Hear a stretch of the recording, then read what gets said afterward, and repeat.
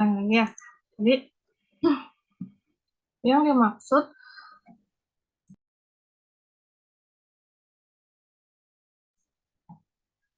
perulangan yang selesai secara natural alias tanpa interupsi itu adalah perulangan yang selesai dengan sendirinya. Gitu. Jadi kondisinya udah terpenuhi gitu. Jadi berhenti perulangannya tanpa kita interupsi. Maksudnya interupsi di sini adalah kita memberhentikan program secara paksa dengan tadi menggunakan tombol kontrol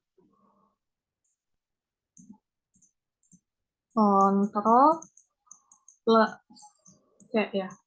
Kontrol C itu gunanya untuk memberhentikan program.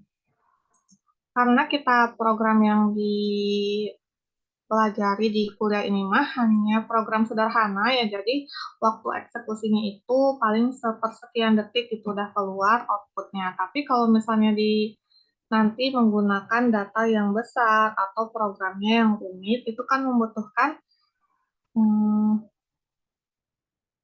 waktu eksekusi yang lama gitu ya. Apalagi kalau datanya miliaran gitu, seperti big data. Itu kan membutuhkan waktu eksekusi yang lama. Bisa jadi kita mungkin kurang sabar atau misalnya udah ketemu hasilnya gitu ya, nggak perlu lagi melakukan perulangan, terus kita interupsi menggunakan kontrol C tadi gitu. Jadi kodenya itu berhenti gitu karena kita interupsi. Nah, kalau else ini yang for else, yang bagian else-nya ini akan dilakukan ketika perulangannya selesai tapi tanpa interupsi ya. Gitu.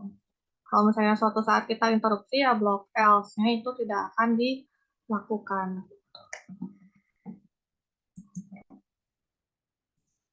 Misalnya tadi yang ini misalnya. Kita lanjut aja di sini for huruf inalarisi koma tadi print huruf, kemudian diakhiri dengan n, terus kita kasih else, else-nya pakai titik 2 ya. Print misalnya semua huruf sudah di print.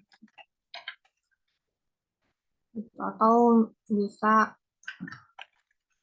kode telah selesai gitu ya, atau gimana gitu. Misalnya untuk memberikan notifikasi kepada user bahwa kodenya itu udah selesai loh. Gitu.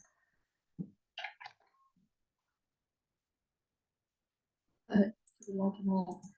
Kalau mau berarti kayak tadi. Ini nggak usah deh.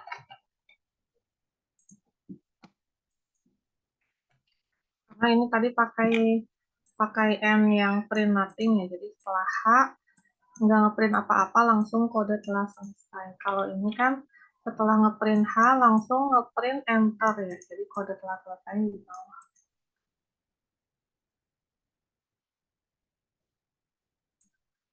Jadi di bagian sini dari M sampai H itu kita looping yang ini ya. Looping yang for ini. Setelah selesai baru dilakukan yang else gitu ya.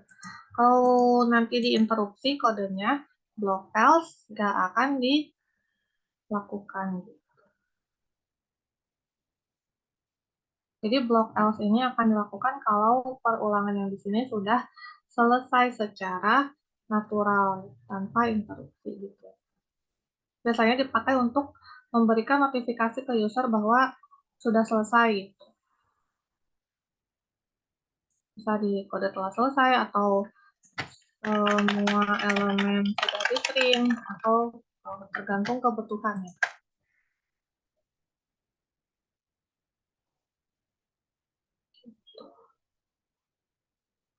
Itu untuk yang for.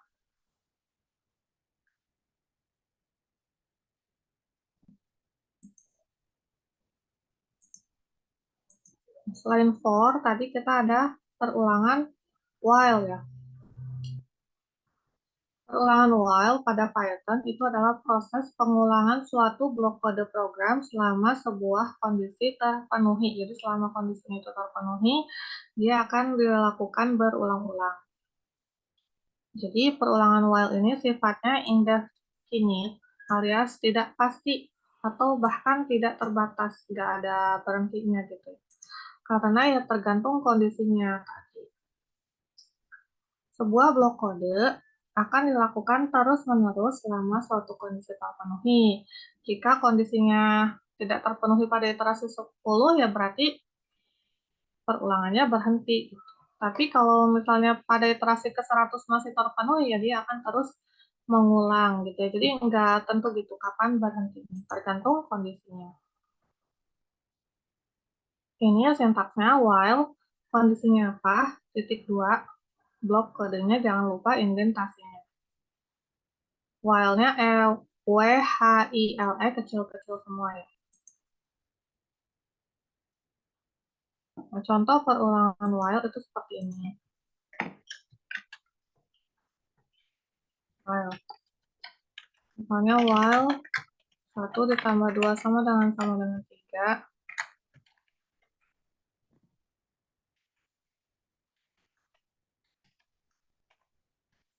Kita print kalau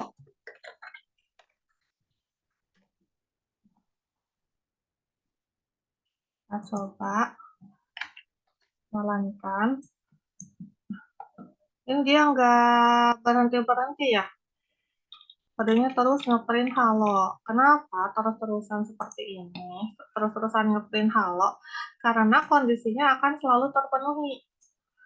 Sampai kiamat pun 1 ditambah 2 akan selalu 3 ya. Nggak mungkin tiba-tiba besok 1 ditambah 2 jadi 4 gitu kan nggak mungkin ya. Karena udah standarnya gitu. 1 ditambah 2 sama dengan 3. Jadi kondisi ini akan selalu terpenuhi. Makanya sampai kiamat ya.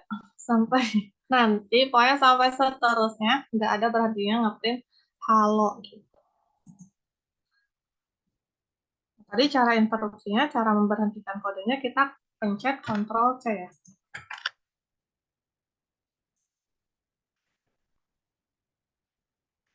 Oh, nah, pencet Ctrl C. Di sini dia kita menginterupsi ya menggunakan keyboard. Makanya tadi yang tadi aku jelasin ya, yang for else tadi, else-nya akan dijalankan kalau tidak ada interupsi dan perulangannya sudah selesai gitu ya. Nah, kalau di sini kita melakukan interupsi karena ya halonya nggak akan berhenti di print. Selamanya dia akan ngeprint halo karena 1 ditambah 2 akan selalu 3 ya. Jadi kondisi yang ini akan selalu terpenuhi gitu. Nah, ini salah satu kekurangan perulangan while ya, karena kalau kita tidak hati-hati menentukan kondisinya itu akan menjadi kode yang tidak ada titik berhentinya. Waktu di pertemuan kedua kan kita belajar ya, algoritma yang baik itu apa? Algoritma yang baik itu adalah yang ada titik berhentinya. Jadi, diperhatikan ya waktu bikin kondisinya jangan sampai kita melakukan sesuatu yang berulang-ulang seterusnya gitu, nggak ada berhentinya. Nah, sampai kita membuat kondisi yang seperti ini yang akan selalu terpenuhi. Gitu.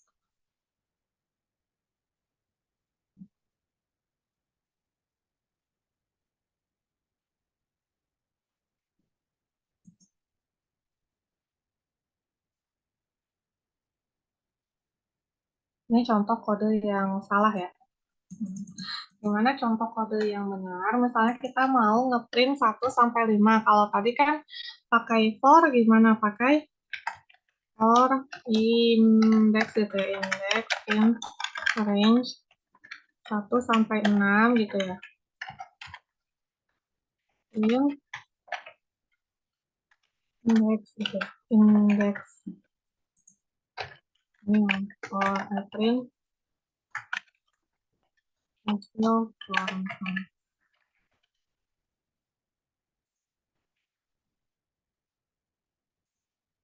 Terus ini print hasil while itu akan sama ya.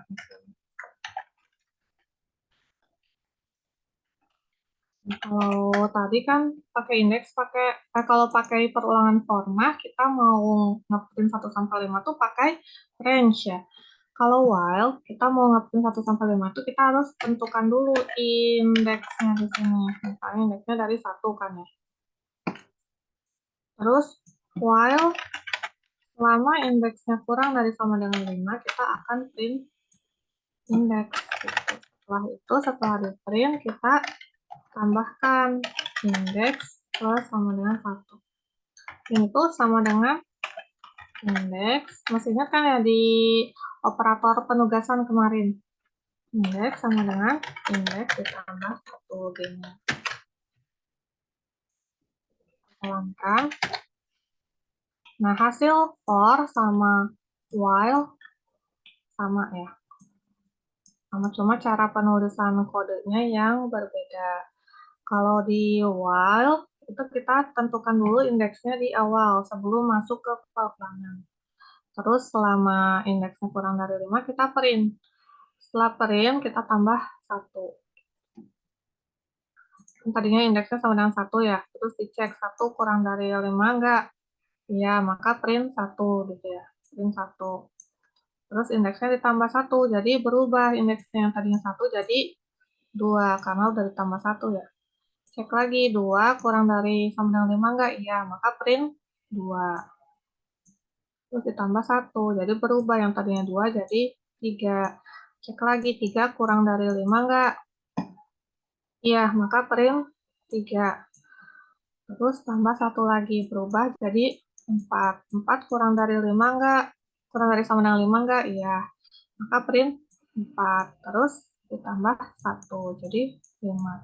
5 kurang dari sama dengan 5 enggak? Iya. Maka print 5. Terus tambah 1. 6.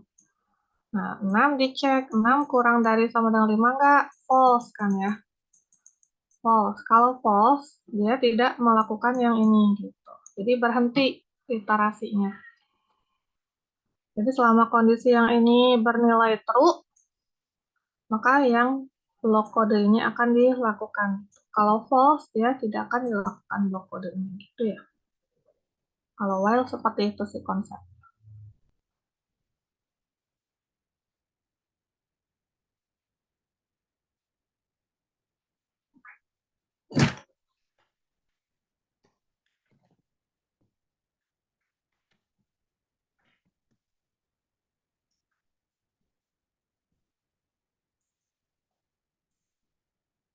Untuk print numerik, bedanya kayak gini ya. Sama yang for tadi. Terus misalnya untuk yang list ya. List. Ya. Kalau misalnya tadi list nama ya. Nama, Yusuf, Aisyah, ini nama anak aku, ini nama suami. Terus kalau tadi for kan for index for nama gitu ya. Nama English nama in nama gitu kan ya. Ini yang hasil.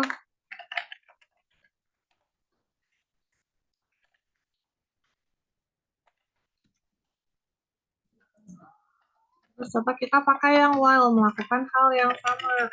In still while. Kita membandingkan ya. While, kalau pakai while, kita selalu definisikan dulu indeksnya, mulai dari 0. Karena indeks list itu mulai dari 0 ya. 0, 1, 2, 3. 3 gini ya. Indeksnya mulai dari 0, while i kurang dari len sama. Jadi selama indeksnya kurang dari len itu banyaknya elemen yang ada di dalam list tadi ya. Ini kan ada 1, 2, 3, 4, berarti lennya itu adalah 4. Selama indeksnya kurang dari 4, kita akan list nama yang ke i. Ini kita mengakses, ini indeks ya, mengakses list nama yang ke indeks.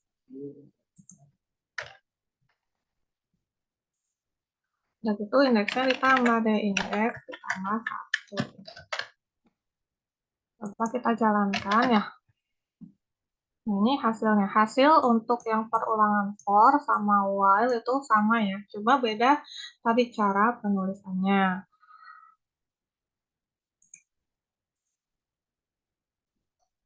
Kalau di while berarti indeksnya 1 ya tadi. Terus len-nya kan 4. Indeksnya 0. 0 kurang dari 4 iya. Maka print list nama yang ke 0. List nama yang ke 0 itu adalah ini, nalar di print ya. Terus ditambah indeksnya jadi 1 ditambah 1 ya. 1 kurang dari 4 iya. Maka print list nama yang ke 1. Yang ke 1 itu Yusuf ya. Terus ditambah 1 lagi jadi 2. Dan di print lagi ya. Yang kedua. Terus tambah lagi jadi 3. 3 kurang dari 4 ya betul, true. Print list nama yang ketiga. Terus ditambah lagi jadi 4. Nah, 4 kurang dari 4 itu false ya. False, maka berhenti. Jadi selama kondisinya true, dia akan terus-menerus melakukan perulangan. Jadi hasil untuk yang for sama while itu sama ya teman-teman, cuma beda cara menulis kodenya. Hasilnya mah sama. Teman-teman mau pakai yang for, mau pakai yang while itu boleh. Tergantung teman-teman aja sukanya kayak gimana gitu style ngodingnya. Kan tiap orang beda ya style ngodingnya.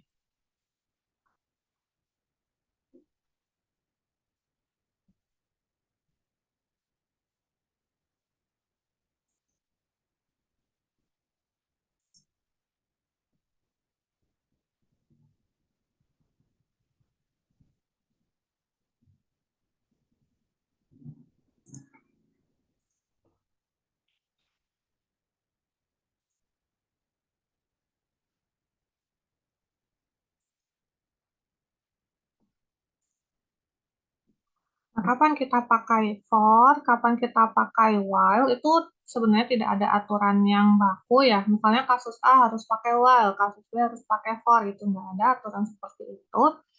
Tapi biasanya for itu digunakan untuk kasus yang kita jelas gitu perulangannya berapa kali. Misalnya kayak tadi yang ngeprint list, berarti ya perulangannya selama sebanyak jumlah elemen yang ada di dalam list, gitu kan ya.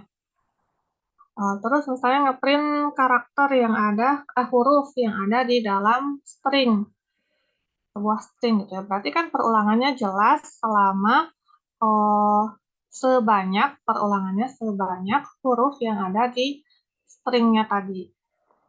Nah, untuk kasus while itu digunakan untuk bisa kasus yang jelas juga seperti for tadi, tapi biasanya digunakan untuk yang kita nggak jelas berapa kali perulangannya dilakukan. Jadi bisa untuk menyelesaikan kasus yang for juga ya, seperti ini. Tapi biasanya while digunakan untuk kasus yang tidak jelas berapa kali perulangannya. Contohnya ya, kita mau bikin program yang menerima input bilangan ganjil. Kalau bukan ganjil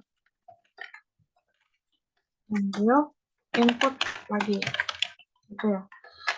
Nah, karena ini berulang-ulang ya bukan satu kali aja, berarti tidak bisa menggunakan if. Jadi kita harus menggunakan perulangan. Nah, karena ini tidak jelas berapa kali usernya input, berarti kita tidak bisa menggunakan for. Harus pakai while. Misalnya bilangan ganjilnya itu bilangan gitu ya, bilangannya kita terima dari input user. Masukkan bilangan ganjil. Misalnya gitu ya.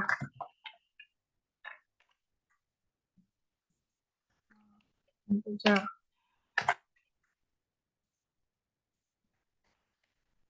Kemudian kita while bilang. Yang kalau ganjil kan bilangan modulo 2 itu selalu sama dengan 1 kan ya.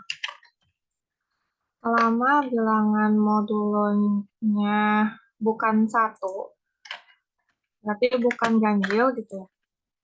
Maka bilangan sama dengan kita nerima input lagi gitu.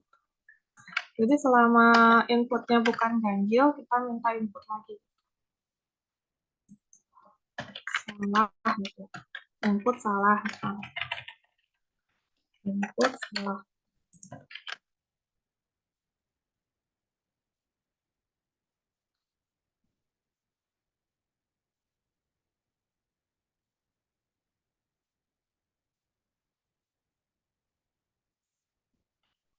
Kita coba jalankan. Nah, ini ya. Kita diminta memasukkan bilangan ganjil. Misalnya kita masukin 8. Input salah katanya. Masukkan bilangan ganjil. Misalnya aku masukin 12. Salah lagi. Oh, aku coba 24. Salah lagi. 80 salah lagi. 90 salah lagi. 100 salah lagi. Sampai dia akan terus meminta input sampai kita memasukkan bilangan ganjil. Kalau kita masukkan bilangan ganjil, kodenya selesai gitu. Nah, karena ini berhubungan sama user ya, kita nggak tahu kan usernya salah berapa kali sih gitu. Jangan-jangan usernya salah terus gitu, nggak ngerti cara pakai kode kita, jadi ngasih inputnya salah terus. 100 kali masukin input ternyata masih salah gitu kan ya. Jadi karena kita tidak tahu berapa kali perulangan yang harus dilakukan, maka pakailah while. Karena kalau pakai while itu kita akan melakukan perulangan selama kondisinya ini terpenuhi. Gitu. Jadi nggak peduli berapa kali perulangan ya, pokoknya selama kondisinya terpenuhi ya kodenya akan selalu diulang-ulang.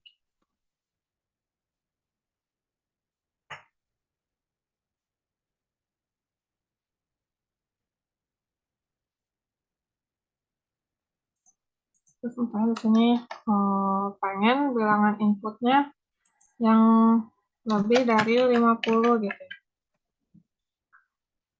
Bisa kondisinya itu pakai operator logika seperti kemarin yang kita bahas ya.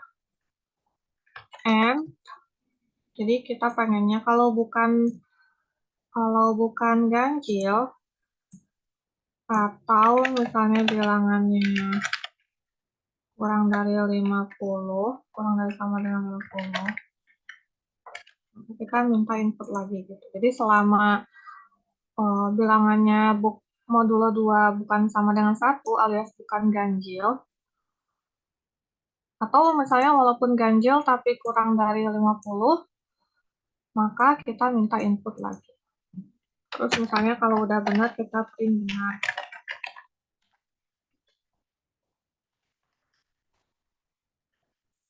Coba jalankan. Nah, kita masukin 7 ya. Ya salah, walaupun bilangan ganjil, tapi kurang dari 50 kan ya. Terus kita misalnya masukin 5, salah lagi. 49, salah lagi. 50, salah lagi. 60, salah lagi. 67 baru benar, karena ini ganjil dan lebih dari 50.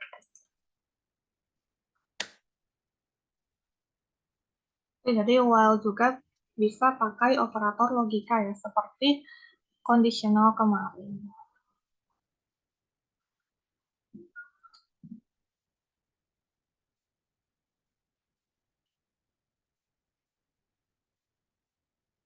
Sampai sini ada yang mau ditanyakan dulu?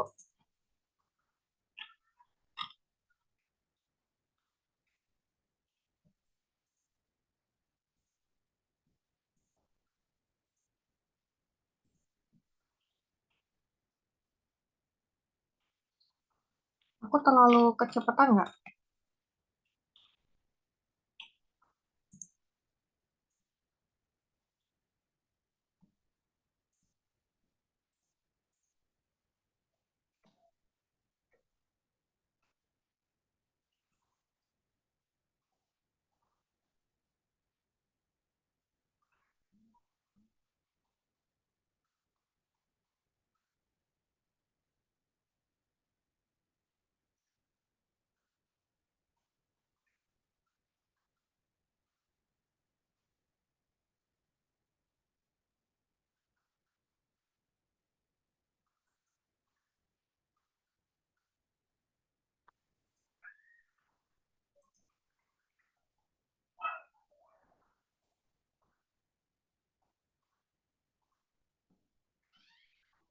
Kemana ini?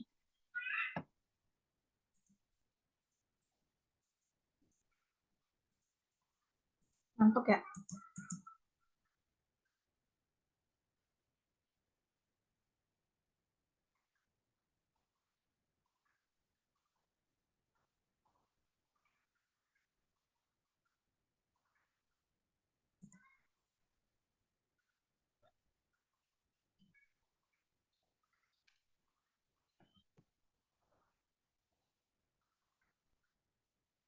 Kalau gitu kita lanjut aja ya ke while else.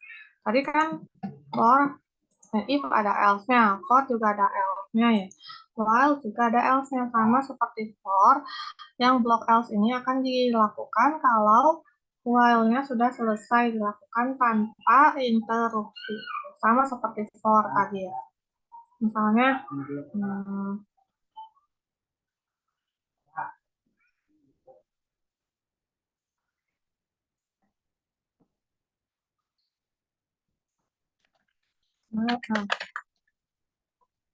kita punya list kota gitu ya. Jakarta, terus Surabaya, Pabrik Bandung, Solo, Bekasi, Semarang, Pasar misalnya.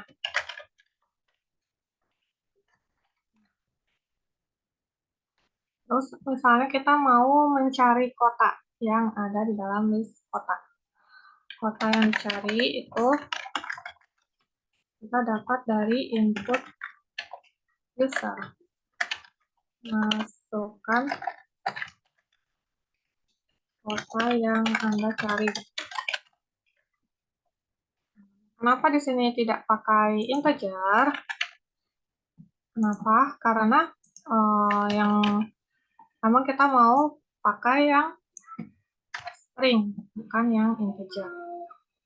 Karena kita kan mau membandingkan gitu ya dengan yang di sini.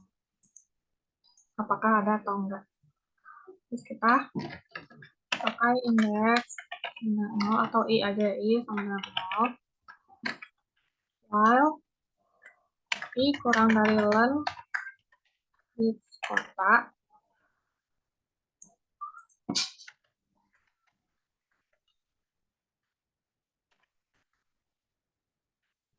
kita cek kalau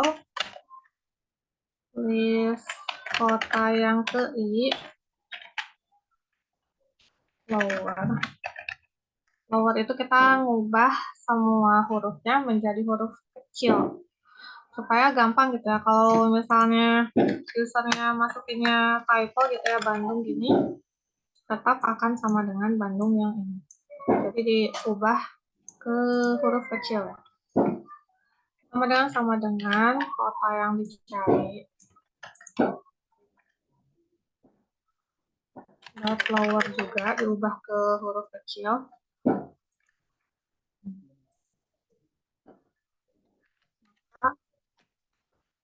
Kemudian kota yang Anda cari ada di indeks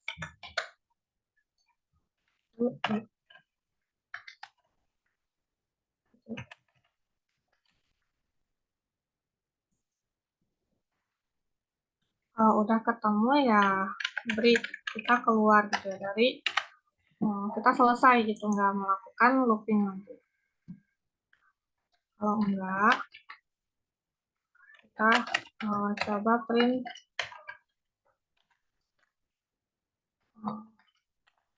bukan list kota yang ke I.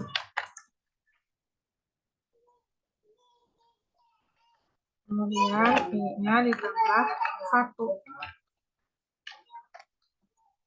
Nah, di sini kalau printnya udah kalau while-nya udah selesai, kita print maaf kota yang Anda cari tidak ditemukan. Jadi kita nyari gitu ya dari indeksnya sama dengan 0 sampai kurang dari list kota. Kemudian kalau list kotanya yang ke I itu sama dengan kota yang dicari, ya berarti kota yang dicari ketemu gitu di indeks ini. Terus selesai, nggak melakukan looping lagi. Kalau misalnya bukan ini, kita print bukan list kota yang ke I. Terus I-nya ditambah 1 supaya bergerak gitu indeksnya. Terus setelah itu, setelah filenya selesai, kita akan print maaf kota yang Anda cari tidak ditemukan. Coba kita jalankan ya. Misalnya aku nyari Subang gitu. Ternyata Subang itu bukan Jakarta, bukan Surabaya, bukan Bandung, bukan Solo, bukan Bekasi, bukan Semarang, bukan Makassar. Dan ternyata kota yang aku cari itu tidak ditemukan. Jadi setelah looping, ini hasil loopingnya ya, yang bagian ini. Selesai, setelah looping selesai, baru dilakukan yang blok else. Tapi kalau misalnya aku nyarinya kota yang ada, misalnya Bandung gitu. Nah, ini kota yang Anda cari ada di indeks 2. Kenapa yang ini tidak di print? Kenapa ya? Karena di bagian if-nya itu ada break. Break ini kita menghentikan, menginterupsi tadi, interupsi loopingnya. Menghentikan loopingnya. Jadi, karena kita menginterupsi, yang bagian else tidak dilakukan.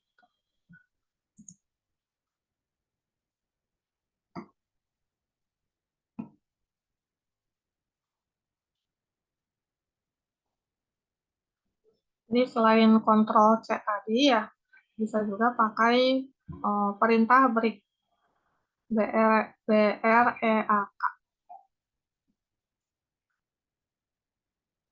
Itu sih untuk looping, for, dan while.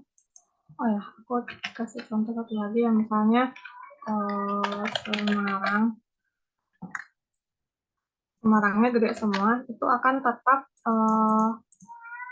sama gitu ya, sama dengan Semarang yang ini. Karena semuanya di bagian sini ketika menyamakan itu sudah diubah ke huruf kecil semua.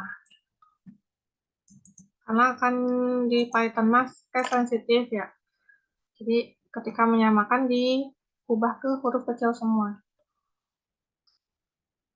Saya gampang nyamain.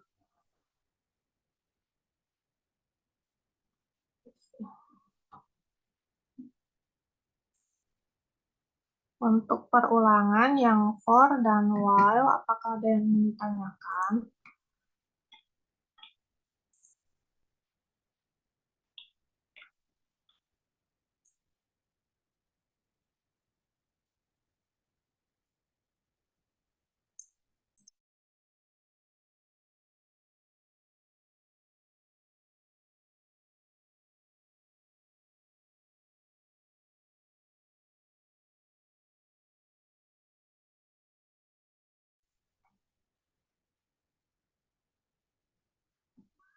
Sudah cukup jelas.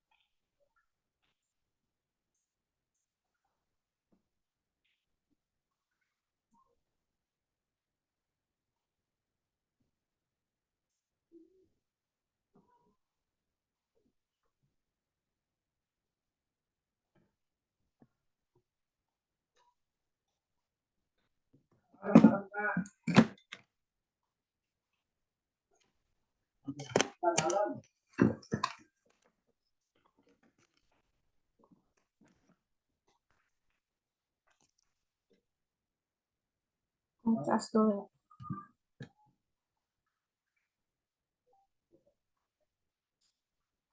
Kalau nggak ada kita lanjut ke materi selanjutnya, itu tipe data list. Sebenarnya tadi udah kita singgung sebelumnya ya di bagian perulangan.